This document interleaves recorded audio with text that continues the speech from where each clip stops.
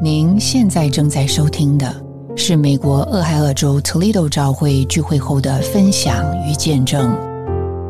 今天要和您分享的题目叫众生之母。在创世纪，人被蛇诱骗，吃了知识善恶树的果子，让仇敌进到了人里面。人因着罪而觉得羞耻，但神却来寻找人，说：人啊，你在哪里？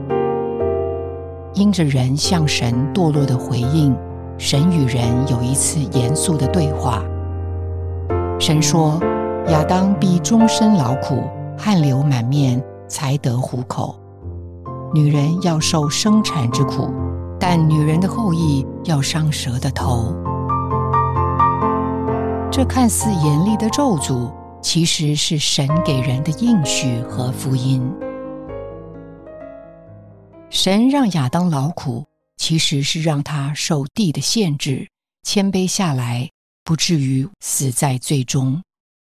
对夏娃的话，更是给了人一条清楚的得着救恩的路。从那一天起，任何从我们自己所出的都没有用了，只能借着一个不可能独自产生后裔的女人所产生的后裔。亚当和夏娃听见了同样的话，却产生出不同的果子，反映出他们里面真实的情形。亚当听完这话以后，给他的妻子起名叫夏娃，众生之母。他似乎完全没有听见他要终身劳苦，汗流满面，才得糊口。他没有忧虑如何耕地，如何生存。这个真实的交流让他摸着了神渴望生命繁增的心愿。在光中，他认出原来他骨中之骨，肉中之肉的这个女人，不只是他的妻子，乃是众生之母。这次对话以后，夏娃表面并没有说什么，但在她生了该隐之后，她对神说：我得了一个男孩子。她对女人后裔的领会，就是她要生出一个男孩子，可以击伤那个诱骗她的蛇，为自己讨回公道。那个想要靠着自己的努力合理化自己失败的做法，证明了她对神应许的领会是天然的，是物质的。外面好像是为着神，骨子里都是为着自己。他听见的都是做法，他做了，也做到了。只是这个凭着自己努力生出来的儿子，并不是那个神所应许的女人的后裔。这样执意留在知识善恶的原则里，听不见神在生命中的呼吁，不仅带尽了人类的浩劫，也让众生之母的启示就此延宕。虽然夏娃失败了，但是神的应许却没有失败。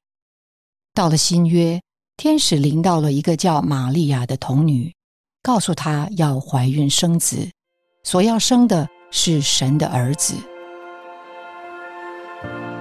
她遇见了主，完全浸润在神的同在里，而失去了自己。他说：我的魂尊主为大，我的灵以我的救主为乐。同样是女人，玛利亚的反应是生命的，她的话是甜美的，她的喜乐是洋溢的。在玛利亚绝对的顺服里，女人后裔的应许在她的身上应验了。她生出了基督，这个能伤蛇的头的女人的后裔，赎回了夏娃众生之母的地位。这是当日神在伊甸园中与人对话的时候，渴望人听见的福音。今天的召会是亚当眼中的夏娃，是许许多多的玛利亚，是在基督的爱中最幸福的女人，是一个以神为乐、尊主为大的生机体，是孕育生命的原子，隐藏而肥沃的土壤。她的美丽显在那些在她其上生长的众多生命，柔美而洋溢，繁茂而多彩，是带着权柄审判仇敌的女人的后裔。今天的教会以身为众生之母为荣。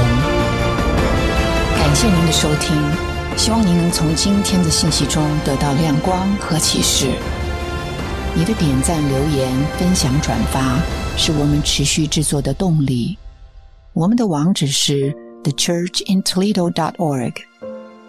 期待我们下次空中再会。